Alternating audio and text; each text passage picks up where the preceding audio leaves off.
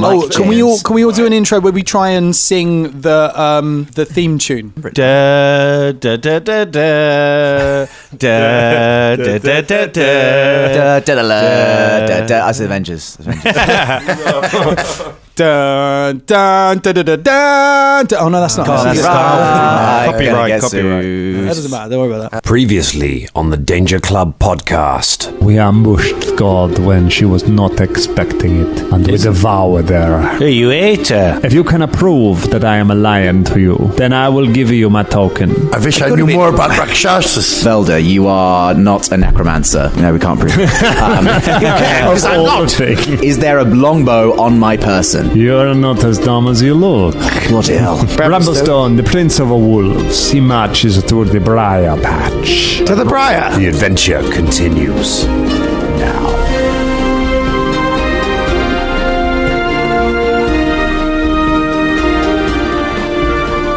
More creative than an actor's tax return in January, more grounded than Boeing. Hello, everyone, and welcome to the Danger Club podcast. Turn the timer. Turn the timer. Ross is completely missing visual clues. Timer turn of a new year. First main show record of 2024. It's not the first episode of 2024. There'll be a couple of those already. But hello, Dangerlings. It's freezing cold. We're all doing tax returns. It's January. It's miserable. We're going to play some Pathfinder to cheer up. I did mine last year. That's why I've been depressed for 6 months rather than 1 month. That's how you lock it in early. I only had to pay £50 on mine. Did you? Because I already paid in fucking last year. You're whatever not, the fuck. You're not a true freelancer, right? I know, that's No, true. exactly. Yeah. Literally, most of your income is PAYE. Mate. Yeah. Only had to pay Just extra cash, yeah? You've done like 10 hours of freelance work over the year. You paid tax all year. There's How much tax you paid all year, Ross? 1,600. Oh, 1,600. That what? Wait, Yeah, I earned that for £5 grand, yeah? you earned $5,000. Yeah, boy. What, from... How are you still alive? Oh, from Bunga. Yeah, just Bunga. I thought you meant from your actual job. No. This is the January batch. We're approaching each other about our taxes. This is fucked up, man. What the hell? I'll tell you what I've been playing over Christmas. Yeah, what Tax returns 3. Yeah. Now it's HMRC, the return. Yeah, it's a good simulator. Oh shit, that is a good... that'll be a Steam game soon. Call of revenue. Baldur's Gate 3. You've been getting on the BG3 train, yeah? Unfortunately, I've clocked about 90 hours so far. Oh, it's 90 hours now. Yeah. It was 80 in last week's record. So Much so. You get paid for that. Yeah. Rookie numbers. So much so that I lied to Bethan last night. She's never going to listen to this, so I don't mind.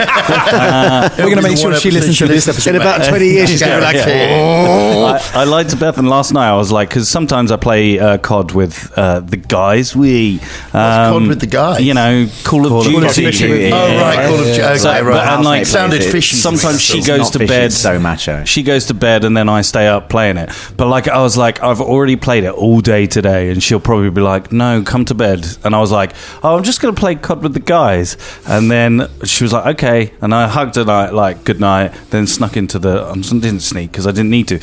Then went into the front room, sat there on the sofa with my laptop just playing Baldur's Gate. No. And so much so, to make it even more convincing that I was playing with people, I was occasionally just going, yeah. You're an idiot, man.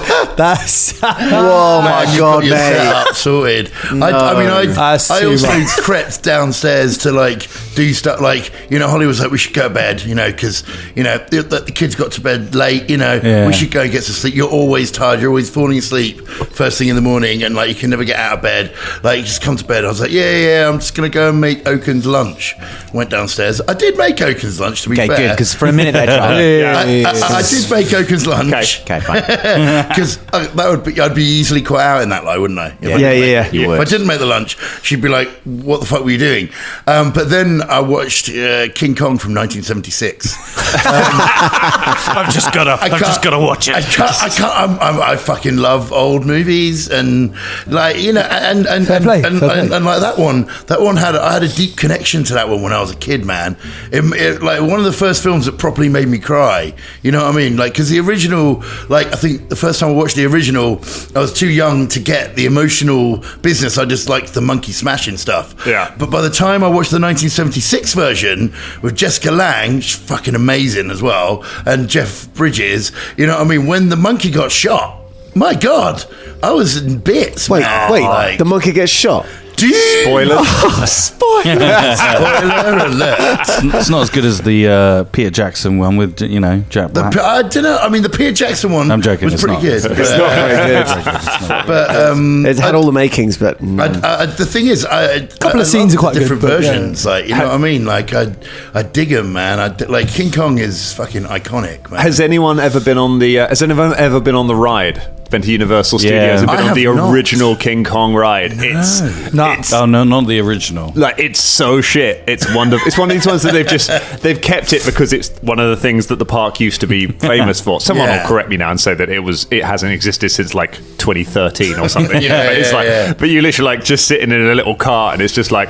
Whoop. And it's just like rocking a little bit, and then some water comes in the side, and it's like, oh, it's so exciting. There's a little bit of water. It's the greatest thing. I have a real love for. You see King Kong at any point? No, you sort of in the background you'll see an animatronic monkey. I think maybe there's a hand or something, but it's not big. I have a real love for like shit old fairground rides, like old themed ones that are like Small World, like just anything like that. Put it to my veins. I love it. Do you know what? It's weird. We used to have a game at Madame Tussauds when we were working in the dungeons of Be a Shit Halloween ride. That was a scare. So like, we used to do it with Jess Fostercue. So everyone had to hide in one place, and all you could do was come out and go, and then you had to like go back and you weren't allowed to do anything else until the next people came along. Like, you know what I mean? You had to freeze and just go. I think on my training for Madame Tussauds back when I worked there, I think one of the old guard got me with one of those scares. Really?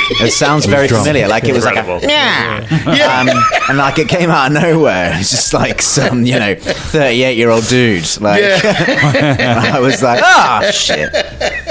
Got me. Yeah, I mean, you did used to be able to get people with it, because there's a lot of nooks and crannies there, But it was just a fun game to play. Be shit. See if it works. Well, speaking of people being deliberately terrible at their jobs, Shania Rain, the druid of the party. Oh, hi.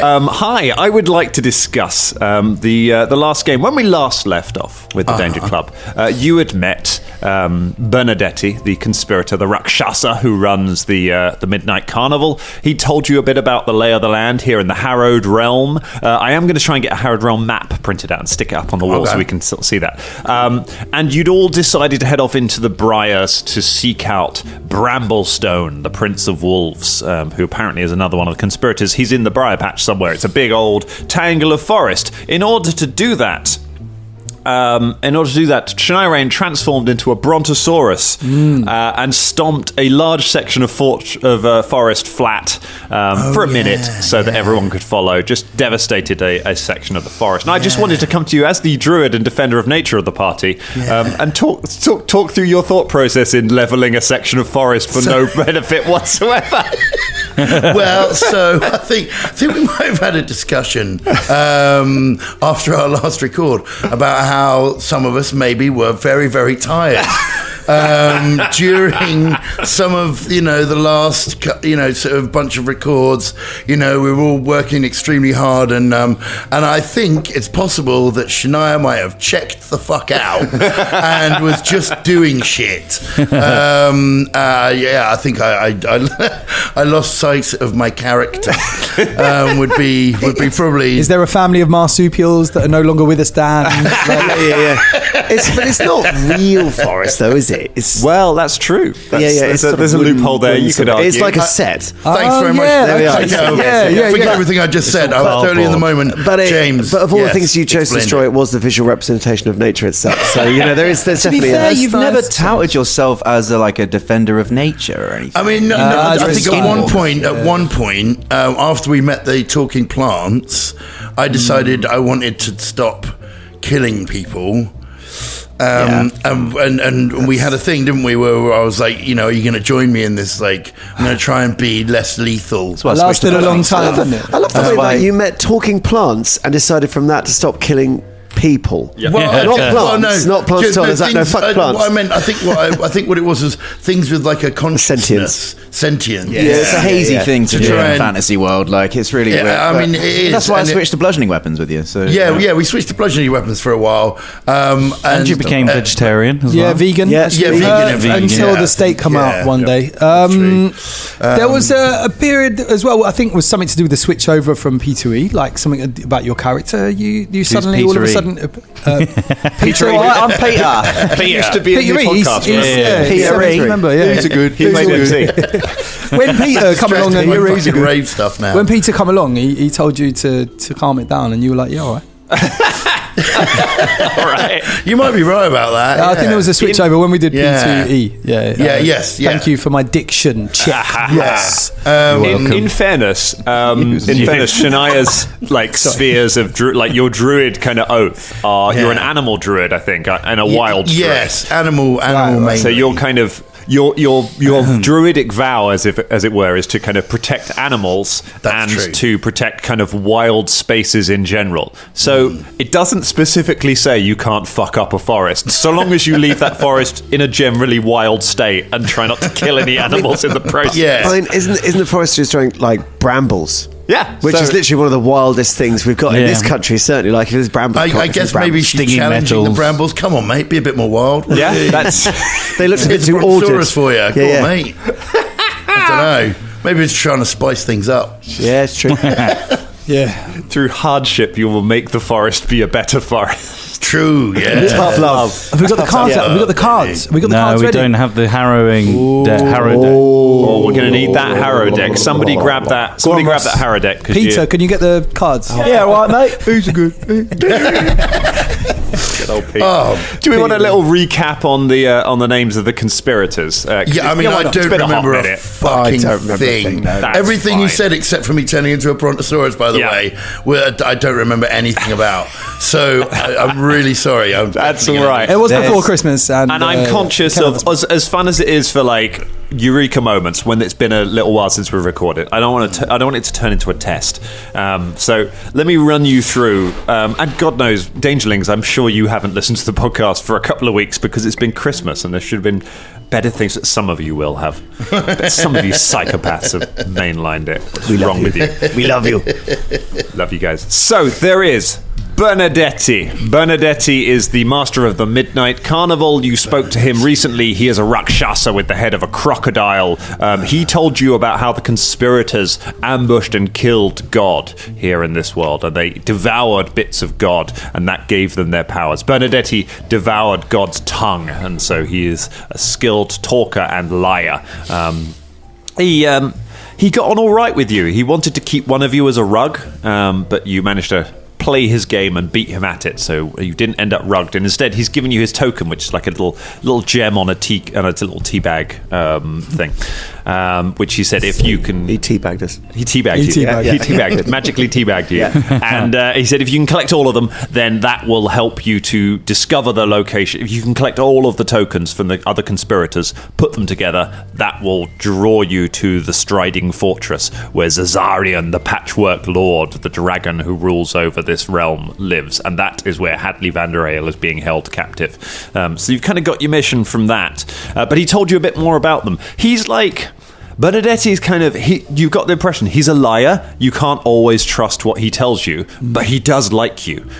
So he's a friend, but he's an unreliable friend. So you can always go back there and chill there. Like, you've kind of got a base. If you want to go back and spend time at the carnival, you can do. But he might fuck with you while you do that. We've all got friends like that. Mm-hmm. So he's told you a bit about... some of the other conspirators around there. He told you about Bramblestone, the Prince of Wolves, is what he described him as. He says he roams the Briar Patch, which is the dense forest that surrounds the Midnight Carnival, that takes up most of the space in the realm. He said he just wanders the forest. So you'd kind of been like, well, he's technically closest, so I guess we can kind of go and try and find him. He said off in the far west of the... That's a boy who knows his east and west. That's the sound of that right there. In the far west of the kingdom, there is the Demon's Fen, where resides the Barrow King. Benedetti seemed a little afraid of him. Is that his name? Just the Barrow King? He's known as the Barrow King, not Barry King. Not Barry King. Okay, he's the King of Barrows. So there's a volcano up in the north. There's a volcano where the TikTok man resides. The TikTok just man, doing 8-second dances. He's the TikTok man. They say he's responsible for the mechanics of the realm. He looks after. He keeps everything in the realm working. He's always working hard. He was always overworked. He lives in a volcano. Then there's a. Then he said there's a little town where you can find a couple of people. You can find a theatre, the Sanguine Playhouse, where you will find Balimar and Balimo, who are the directors of the Sanguine Playhouse. There's also Mazali the Weaver. Mazali the Weaver tends after the man molds, which seem to have something to do with when people die in this realm. There seems to be something to do with birth and rebirth and something to do with the man molds, but Mazali tends over those. Then you have who else are we missing? Oh yes, there's God. There's the God's Garden. You've got directions to that down to the south. It says there's the garden where God died. You can go and investigate that. Apparently that's haunted. And then beyond the Briar, beyond everything, out in the trackless dearth, in the wastelands, beyond everything else, there roams the Night Peddler. The Night Peddler who can get you anything, but there will always be a price. Feels like there's one of them in every story we play, isn't there? There's always like... Need a MacGuffin. Well, there's the Night Peddler. Yeah, there you go. Yeah, the Shadow Peddler. Oh, but he wants your babies. Always. What do they do with all these babies, these guys? What's their deal?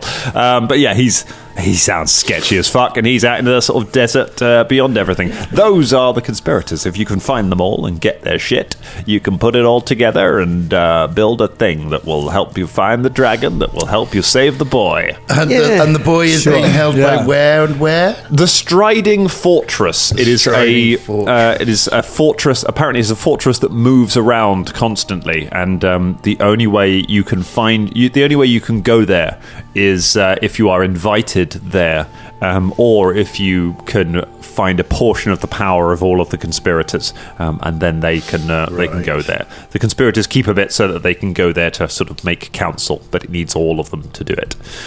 So that's why you're trying to find that, and that's where poor wee Hadley is being held captive. And if you can't save him, I ain't going to get a wedding. So.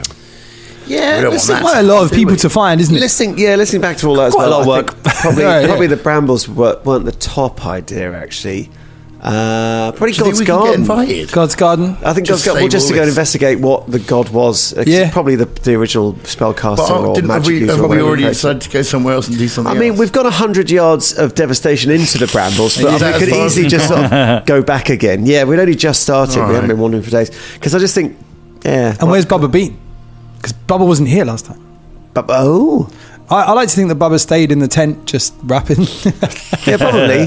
To like anyone who would listen. Yeah, just talking to the audience. Just a literal captive audience. Literally just telling stories and just being like, oh yeah, man, nice. Even though these people aren't real, he knows they're not, but he's got an audience, he can't help it. I wonder how much of a trap that would be for an entertainer, because I was thinking if you had a captive audience and they'd literally cheer if you did well and boo if you did badly, the compulsion to stay there and keep them cheering would be probably overwhelming for most of us. Bubba's going to come back like Kanye, just spouting like conspiracy theories and big up Kanye. No, not big up Kanye. Never. But for his production and his body of work, I mean, Heart of the City by Jay-Z, he produced that. He's harmed a lot of people. I know he has. Look, right, we're all troubled people. Big down Kanye. Yeah. So you all nip back to the circus, and where you find Bubba in a tent explaining the merits of Kanye to a group of bored-looking historic creatures that are all just kind of nodding along. With he used to be quite an intelligent person, like, do you know what I mean? And like, the thing is like he produced so many hits. I mean, if you listen to some of the old stuff, it's really good. Even some of the new stuff is quite good if you really like delve into it. But some of it is really bad, and like his views, I don't really agree with those anymore. But you have to separate the man from the artist. Do you know what I mean? Oh, I see. Yes, That makes sense, I suppose. Yeah, you know. So a bad person can create valid art. But that's what I'm saying. Joe Rogan. Yeah. Shit, this is bad. This is a bad road for Bubba to go down. Bubba has launched his own white man podcast over in the Yeah, you're listening to Blue Feathers. Blue now. Blue. Yeah, right. It's turning blue. Have you come back, or is he just like sitting there and just chatting away? Blue Feathers sounds like a movie. Blue Feathers sounds like a movie you would stay up late to watch on Channel 5 because you might see tits, isn't it? Yeah, or electric sort of, Blue Feathers. Yeah, sort of. Yeah. So you go back and you find Bubba. Shania comes back just covered in twigs and things from stomping through the forest. I should remind you that forest. When we say the Briar, it's a thick forest. So it's not like don't think like Sleeping Beauty, Wall of Thorns, we can't go through this. You can, but there are no paths. Unless you have, those of you, I would say, who are a druid or a ranger, might want to have a quick glance and remind yourself if you took the woodland stride feat, because that would be super helpful right now. Any of those weird abilities that almost never come up that make it easy for you to traverse difficult terrain. I've got one. It's called fly. That could be useful in this one. So you re-meet up with Bubba and let's make a plan, Danger Club. It's a new year. What are we doing? So have we left the bramble forest now? I mean, you were only 100 yards into the bramble forest, and you kind of and Bubba kind of comes out. So you've got chance to. Your plan originally was to wander around the forest, hoping to run into Bramblestone. But if you want to change that plan, now is the time to do so. I think maybe we should go to God's Garden. Check it out. See what we're up, because we don't actually know much about this realm. It's clearly magic based, or there's magic here. Definitely magic here. Yes. Do you sort of find out who the god was? Probably the original creator or something like that. I believe it was a female as well, wasn't it? I believe a female. Yes. Yeah. If you're a magic user, you can become a god. Well, of course, right. We are basically all gods. Well, my goal is to become a god. Really, you never will. I'm a god. Okay. Well, I mean, I'm Valderie. We could go there. Why not? We've got a card here called the Tangled Briar. Oh, have you? Seems like it would be useful going into a forest full of briars. If we want to go into a forest full of briars, yes. Maybe that will lead us to the Stone Man. The Stone Man? Yeah, Bramblestone. Bramblestone. I see what you mean. Well, judging on the other cards, it'll probably just give us, I don't know, probably just some sort of bonus at traversing the brambles rather than leading us anywhere. But yeah, maybe. It feels like it's quite thick and it's going to take us quite a long time to get through. That's the only thing. Yes, and we don't actually know where the Bramblestone is. Because I've been talking in that tent for like what feels like a month. And like I've come out and you lot have only got 100 yards down. Yes. Yeah, that was dinosaur style.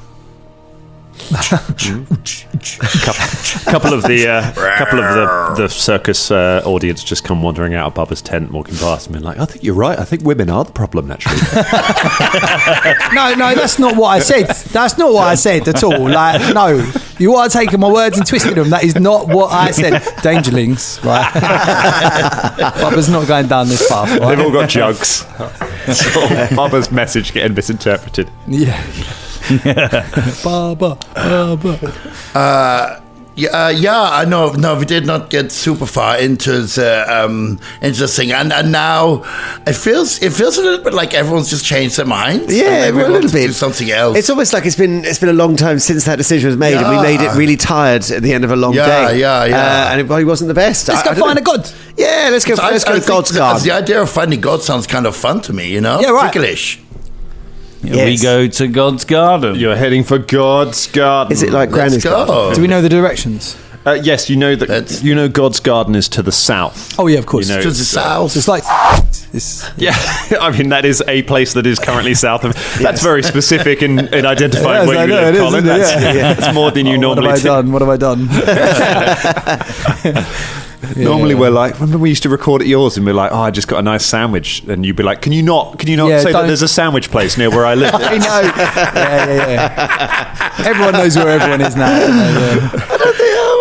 I think we kept this place a sort of secret. I don't know. If they found this place out, then no, it's just no one wants to come here. Yeah, it's true. It's true. You're welcome, Dangerlings. So you press on. So you turn south and you head and you sort of plough into the bramble forest, heading south rather than you were kind of heading northwards to begin with, and you sort of start hacking your way through the forest. It is slow going, and you are soon all sort of snagged on twigs and just. Well. Oh, so we've got to go through the bramble forest anyway. Yeah, it's so the bramble forest surrounds. The fortress. Like it goes in all directions. Do we want to use the tangled bramble? I reckon it's a good idea. Yeah, sure. Do you think it'll give us a bonus to get some? And if not, maybe latest bramblestone, and we'll just kill that bird. You hold up. Are we playing another card? Yeah. The card is played. That's a good-looking card. A skeleton with a staff in some brambles. You play the Tangled Briar card.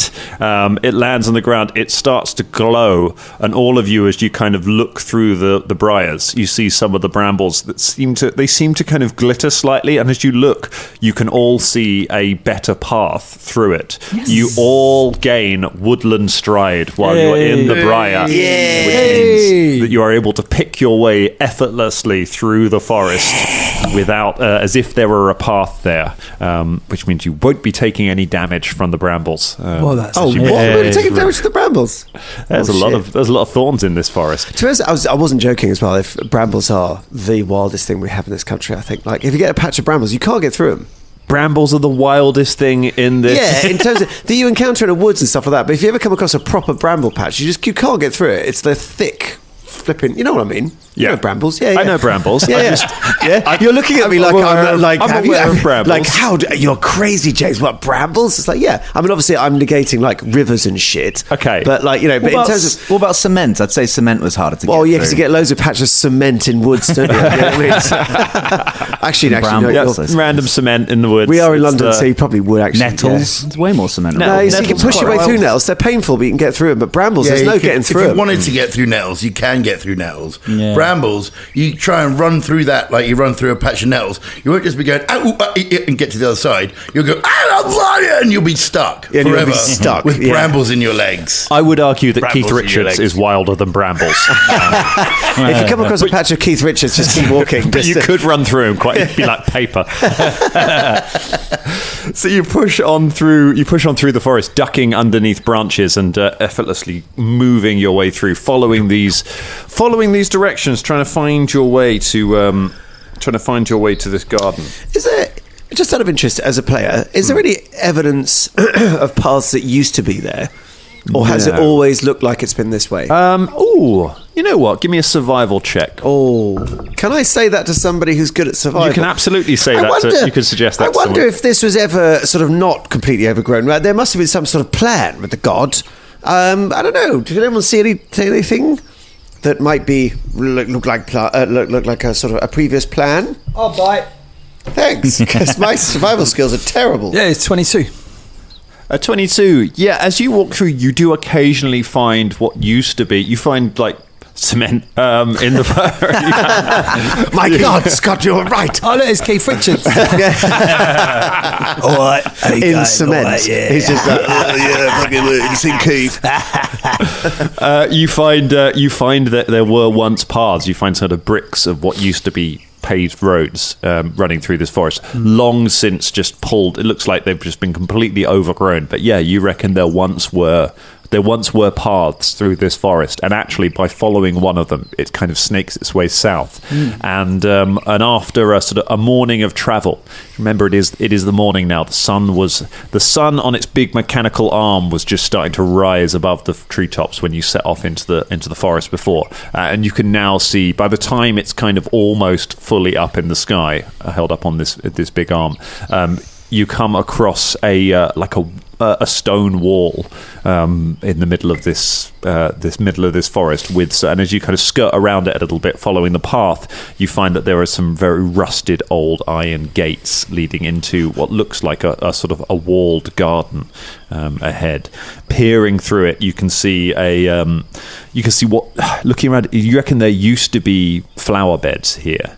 But they are overgrown. In a few places you can still see flowers poking through it, but most of them have been choked out by these brambles and weeds. The path winds its way through the thick overgrown area, sort of off ahead of you. Holy rusted metal, Fulton. So his gates aren't boulders, are they? No, the gates are kind of are open. They're sort of they've been pulled shut. But they just easily push open. You didn't say boulders, did you? Say boulders. Boulders. You say boulders. Boulders. Yeah. You don't know what Baldur's Gate is, King Kong boy. Just worried about Yep, you must leave Fulton here. Yeah. Fulton stays to play with the gates. Just got this image of Ross being like, I'm just going downstairs, and then just like swinging on a gate all night. Oh yeah, that was a real good kill. So here we go. This is it, right? Is this the place? It's got to be, yeah. Now, they said it was haunted, which could just mean whatever was here didn't like, obviously being pulled apart and eaten. However, it could be threatening, so, eyes up. Yeah. Yeah. Eyes Always. up. Yes, good. I know, I was looking through my cards. I've got nothing related to gardens. I've got a baby. That's not a baby, that's a... What the fuck is that?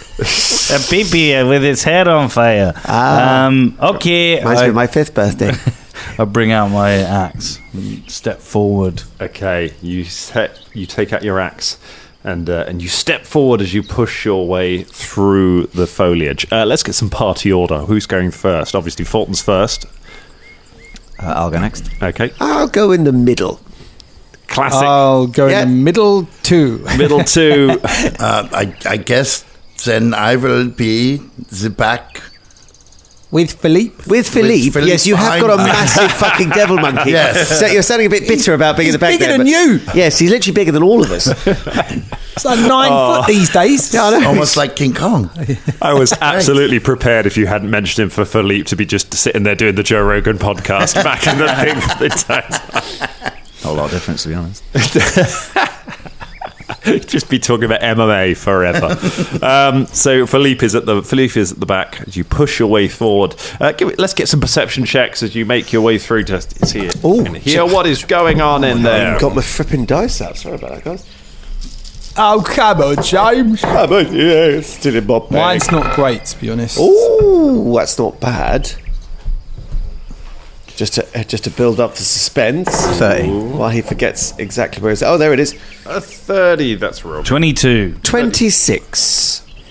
Mine was a 19. Oh, well, those of you with a 25 or above, you definitely hear this way before you see it. You can hear, you reckon there are a couple of creatures up ahead. You can hear the sound of hooves, and you can hear the sound of a small creature running around, moving around each other. You can hear the sound of raised voices as well that seem to be arguing. One voice seems to be a little more high-pitched. The other is deeper. Sounds like a family of centaurs. Or a wrestler and his family. Should we call out? Should we say something? What? No, we should sneak. All right, let's sneak up to him then. Yeah. All right, let's go stealthy. Okay. We're going stealth. 31. 24. Scott, you didn't bring your dice, 19. did you? Nope, 31. 27. Okay, you push your way. 26. You push your way forwards through it. They're not amazing rolls, some of it. However, the figures seem to be distracted. Fulton, as you poke your head through the bush into the area, this area opens out into a garden. There is a lawn that is the grass has grown long, but it's not completely choked. This obviously used to be a very well tended green lawn. There is a small pond off to the western side of it, which has not completely been choked up with reeds. It looks like it's still there. And there is a tree right in the center of the garden that is growing up. Beyond all of that, you can see a flight of stone steps that rise up and sort of disappear off into where the more weeds have kind of grown up. So it looks like there is a path going onwards there. There is there are two figures in the garden. One of them is a small green creature with a massive head, big ears that you recognize as a goblin. It is wearing a mask. It's wearing a wooden mask with the face of a wooden mask made out as a unicorn. So it has like a horse mask with just a very tatty looking wooden horn on it. The other creature is indeed a unicorn. Standing in front. The unicorn is holding in its mouth a golden glittering pear. And as you look up at the tree, you see that there are some more pears on that tree. I would like a nature check from Shania Rain, please. That would be a 22. 22. Very. You notice something immediately about this tree. This tree is real. All of the other brambles and things that you've pushed through while you've been here, all of the other foliage, the grass, everything that you've seen in this realm hasn't felt quite right. It's felt kind of papery, or it feels like the texture of it isn't quite right. It's like someone's description of what a plant would be. But you unmistakably can tell that this tree is a real, genuine tree. This is a living thing that is growing in the middle of this garden. The goblin and the unicorn are kind of circling each other. The unicorn keeps backing away. The goblin keeps grabbing at the pear. And you can hear them kind of yelling at each other. You hear the goblin being like, why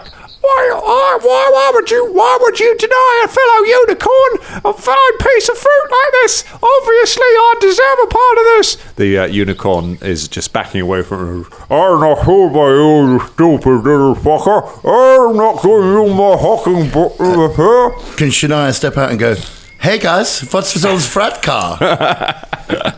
You step out into it, and the two of them turn and look at you. The unicorn holds up one of its hooves and just spits the pear into its hoof and holds it there. And it says, "Who the fuck are you?"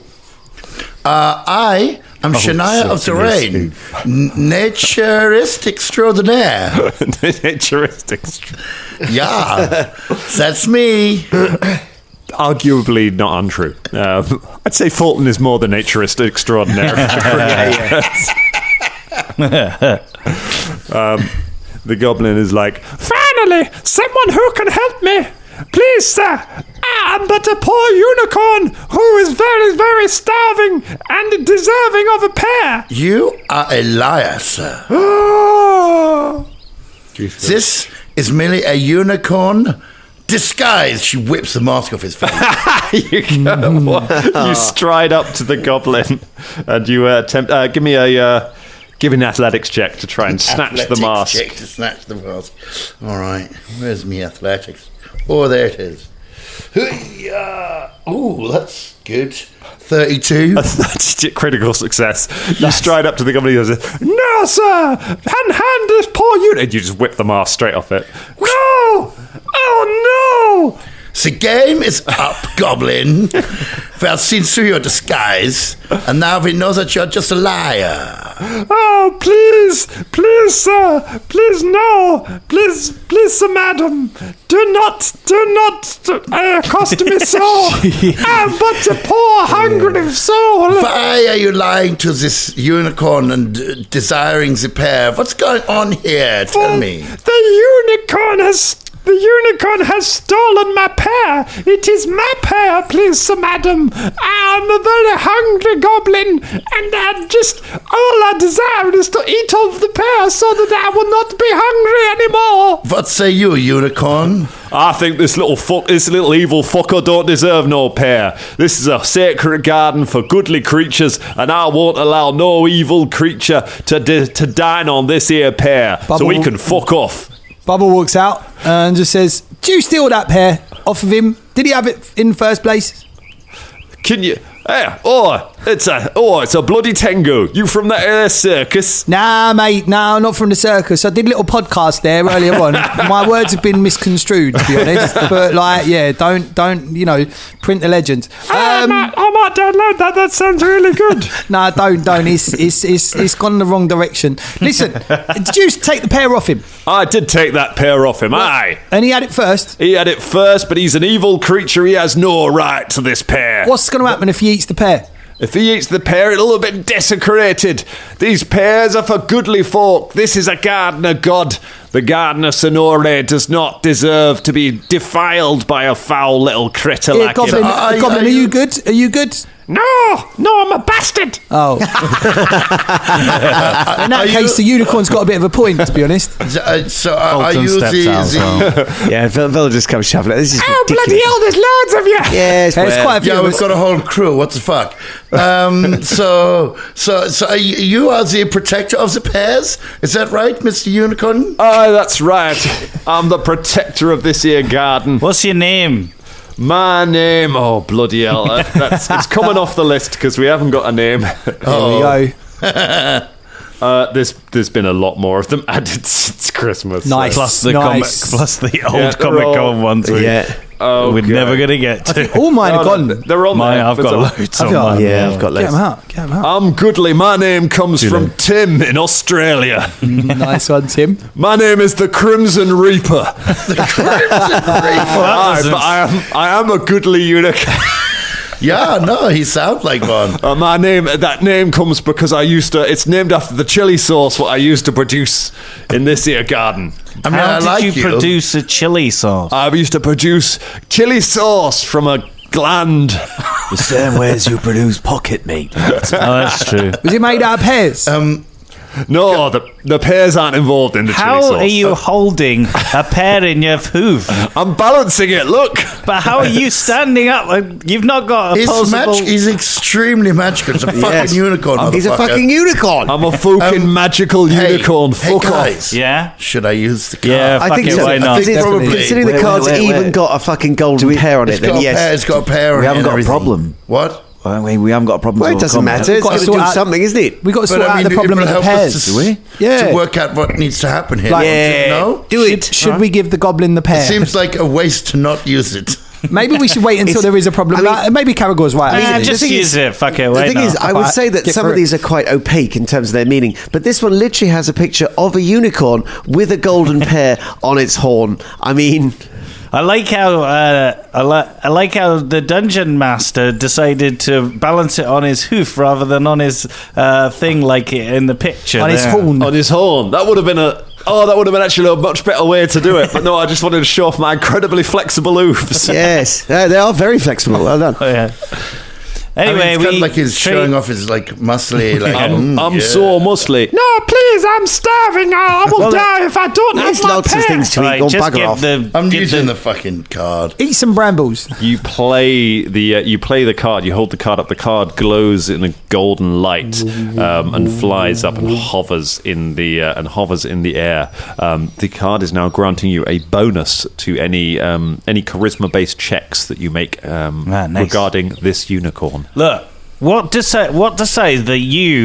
makes you decide who gets the pear or not? I mean, it literally is the guardian of this garden. But he must have done some pretty bad shit in his time. I don't know why we're taking this. Look, Goblin, fuck off. Go on, mate. No, he can stay if he wants. Why not? I mean, he can stay, but he's not going to get it. But there must be lots of things to eat here. Look, how many pears are in the There are loads of pears. There's loads of pears. Give him a pear. No, because Give him a pear. I don't think it's worth it. What do you mean it's not worth it? Because between befriending a unicorn and befriending a goblin, I think I'd rather befriend a unicorn. Hey, Goblin, what's the worst thing you've ever done? I once put my finger in a dog's bum. Was he biting you? No, he was living his life. He was living his life quite happily. Did the dog expressed explode? no desire for. Or was it quite happy to have the finger up there? The dog later exploded in an unrelated event. What was your name, by the way? Oh, fucking hell. My name is. Let's go. Right, not another Tim. Tim put so many in. Nice one, Tim. Let's go for another. My name is from Ravushka. My name is Fingerling. Yes, I can see now how that relates to your story. The Crimson Reaper. Do you put your finger in many things, Bump? I'll put my finger in anything I can get my finger in. I thought so. Is that what you want to do? You want to put a finger in the pear? No, I want to put the pear in my mouth before I starve to death. You've washed your hands, haven't you? What? No.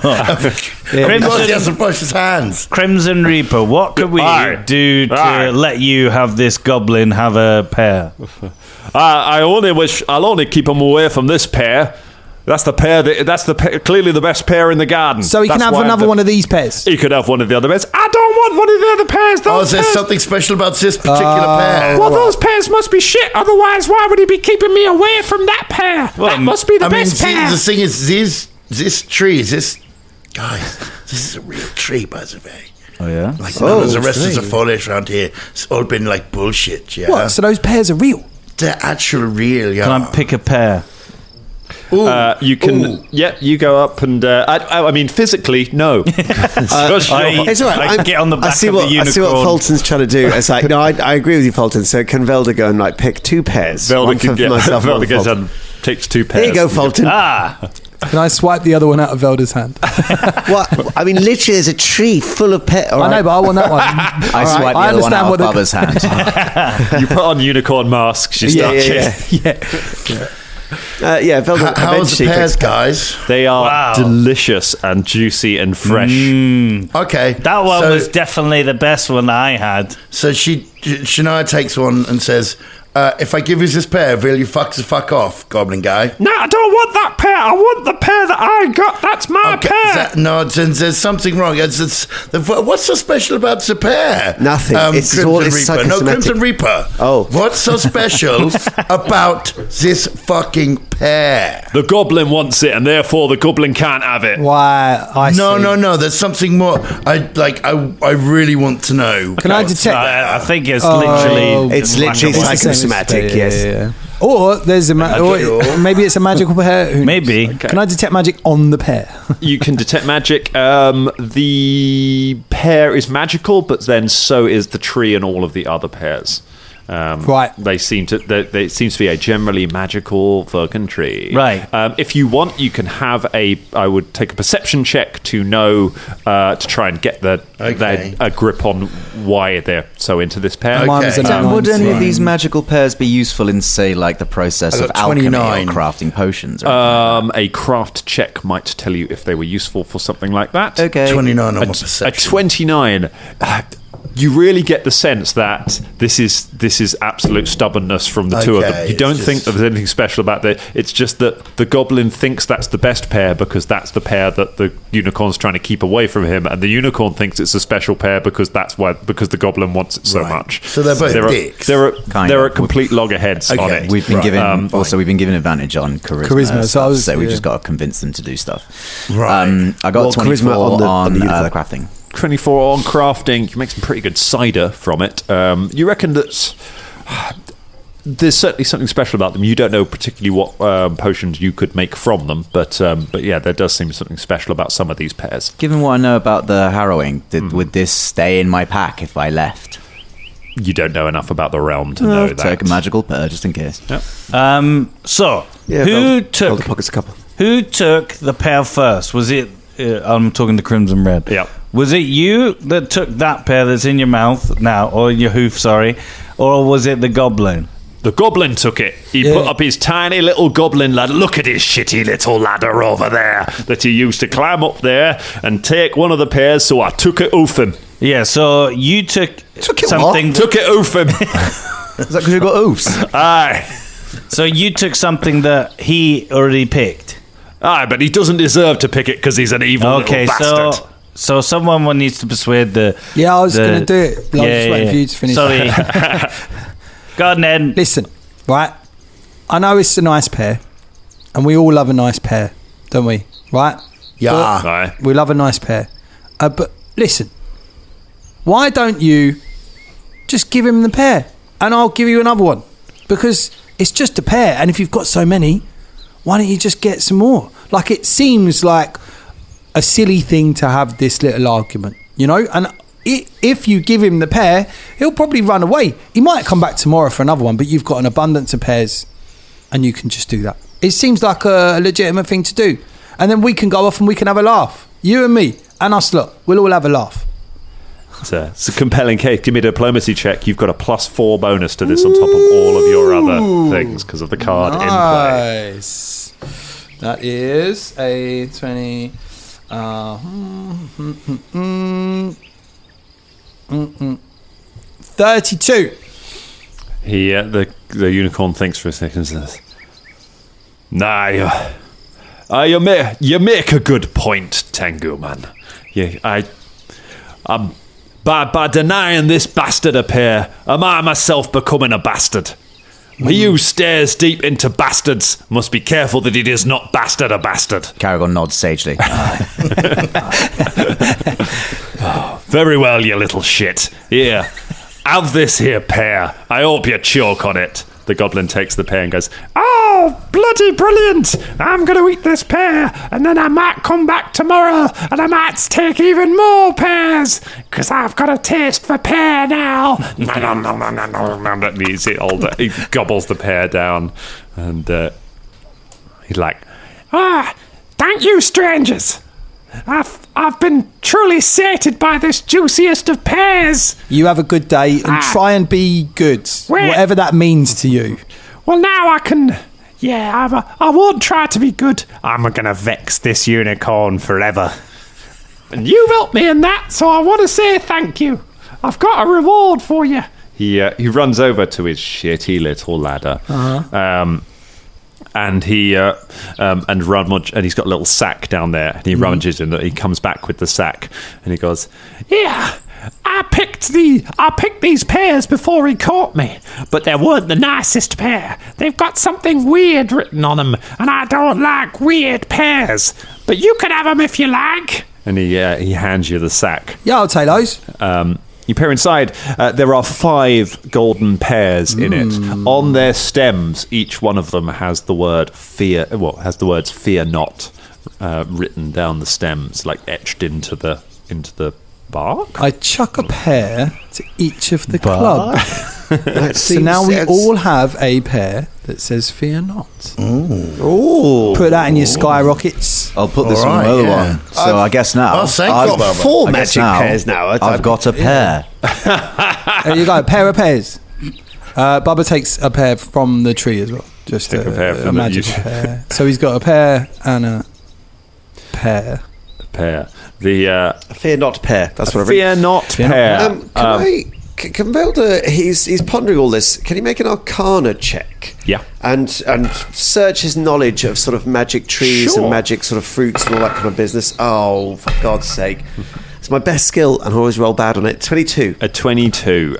So you reckon that it's not going to be enough to tell you what the fear not pears do, but the pears that grow on the tree are incredibly nutritious, and you reckon that one pear would serve as a meal. Like if you eat one of those pears, that'll keep you fed. A bit like Lambus pears.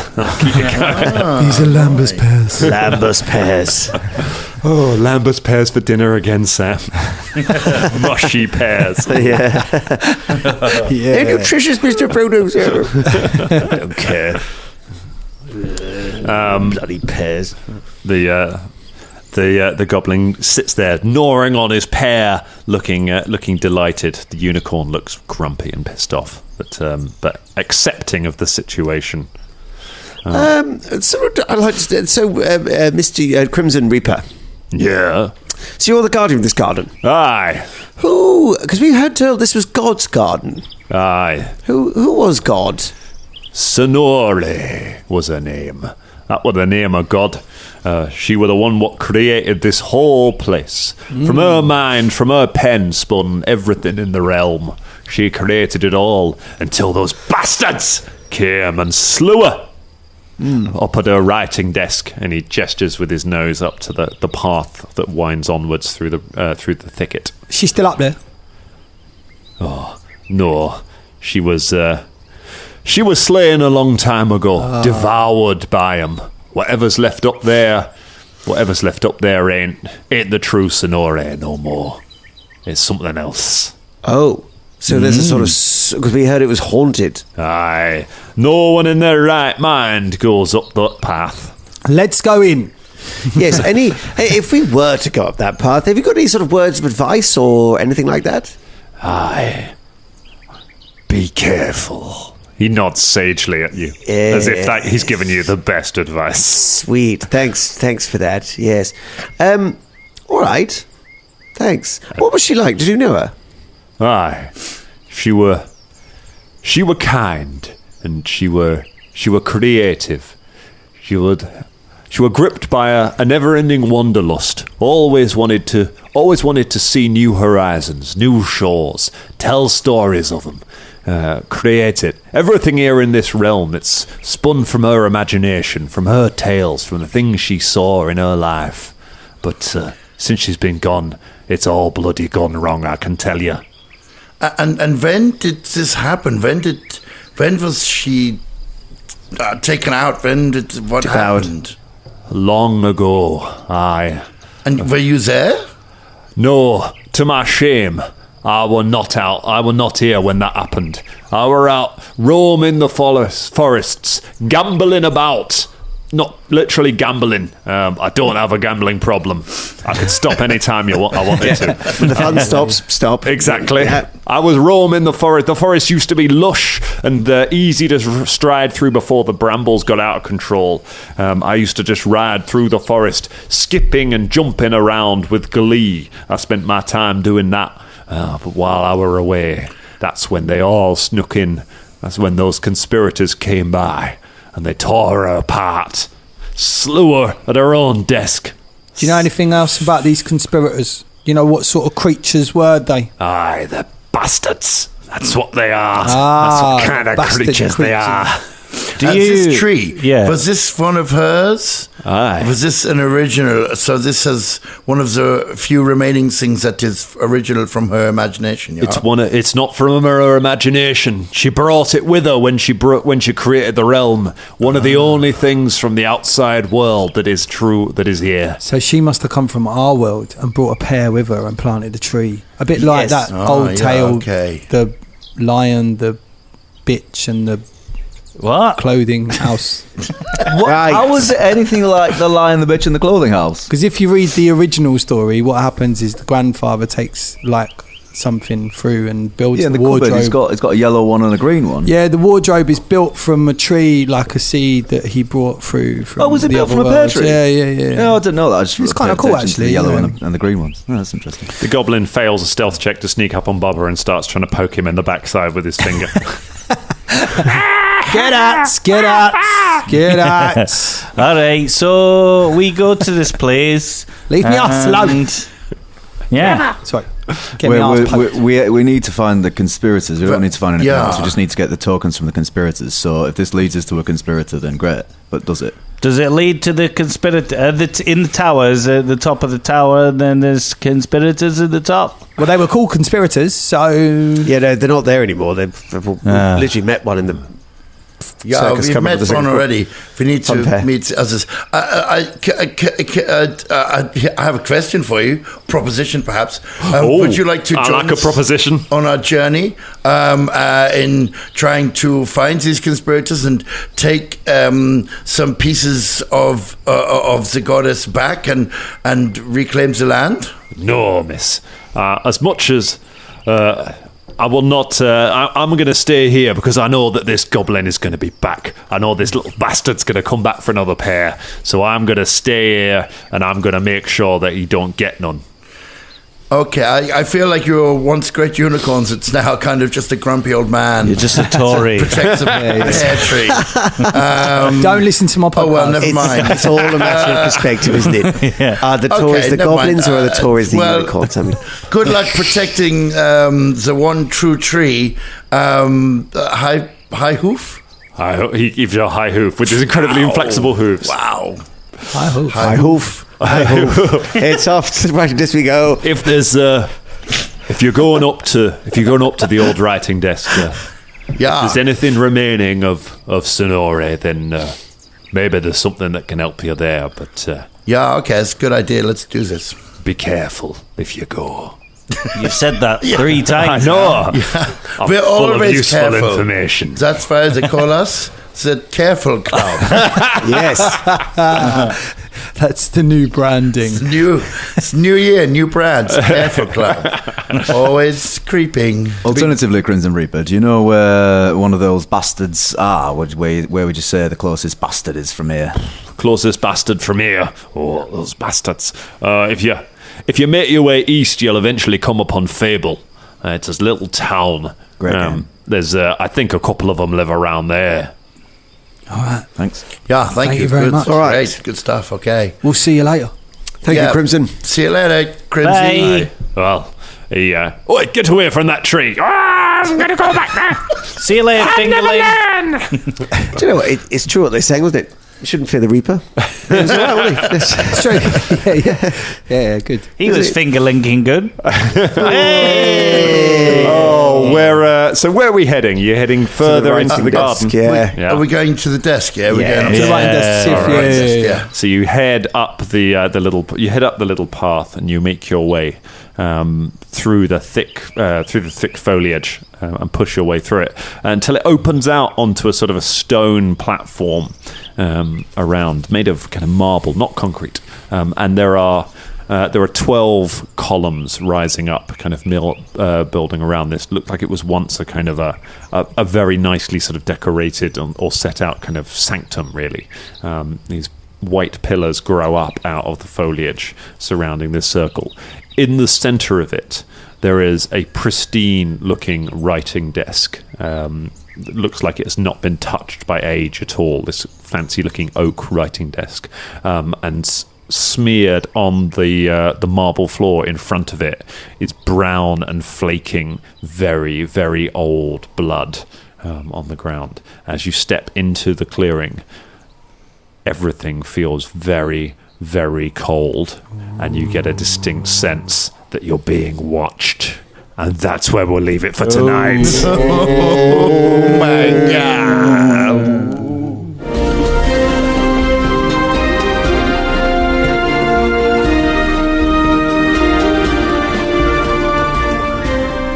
The episode you have just heard was brought to us by our patrons, specifically this week, the awesome Team Cobra Duck. Is there a more ferocious team of cobras and ducks in the world? I don't know. Thanks, guys. Thanks so much for supporting the show. Listen, if you want to get your name on the show, if you want to put your own adventuring party's name on the show like we just did there, and listen to a whole bunch of extra podcasts and other jokes, go to patreon.com/Danger Club Podcast and you can subscribe there. You can get us to say anything we want, really. Cheers, Team Cobra Duck. Keep on ducking. Not Barry King. Barry King. Okay, he's the king of barrows. Okay. North of that, kind of northwest. Just ignore it. That was Scott. That Scott's coordination is bang on. Handing out the cards, James. Shut the fuck I know. up. Through the microphone. Hey, we're all contributing right now. Relatively.